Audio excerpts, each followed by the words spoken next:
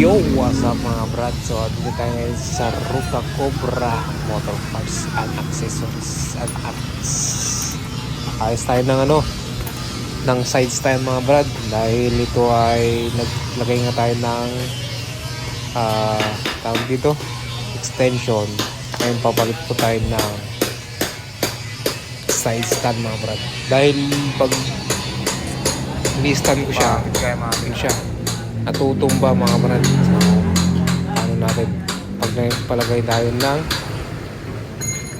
side stand na bago, dapat aluminum yung palalagay ko dito, kaso wala daw yung available, yung gagawa, kaya bili na tayo ng bagong stand mga brad. Maganda yung stock niya ito, stock dito, pero hindi lang siguro basta-basta masira tong stand na to.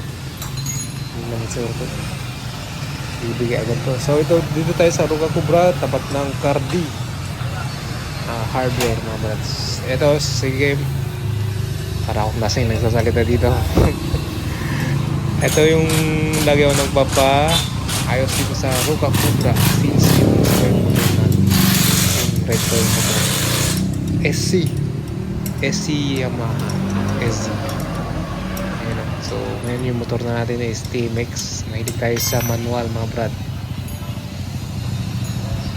Kung nakikita nyo dito mga brad, mga shock extension po tayo. Ayan. So, pinapapalitan natin para palitan natin ng side stand na 24. So, 22 yung stock. Okay. Solid yung stock mga brad. Bigat.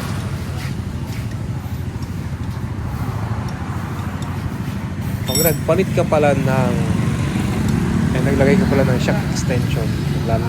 Papalit ka din ng stand kasi talagang para siyang natutumba.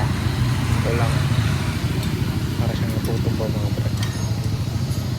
Ngayon, palit tayo ng bagong side stand.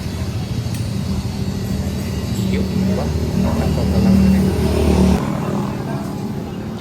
At wala muna tayong rides mga brad, at laging muulan. Kakagaling ko lang ng Manila as DCPC, tapos magpadaling direct sa Manila. Yun. Idol ni Brad, kung yung urig o yung binili ko, siyempre yung urig, sabi ko usap-usap muna kami. Voice over muna, hindi matino tong video to. Kapag okay na yung panahon at meron na tayong time, magra-rides na rin tayo. Gusto ko sa Ilocos pag magka-budget tayo. Siyempre time, may minamanage pa kasi tayo na palay. Siguro pag tulog ka doon, 5K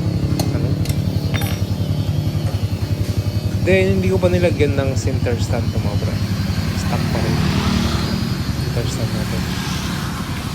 Ano naman problema, ang problema lang dito yung side stand na, dahil nga para siyang natutumba mga bro.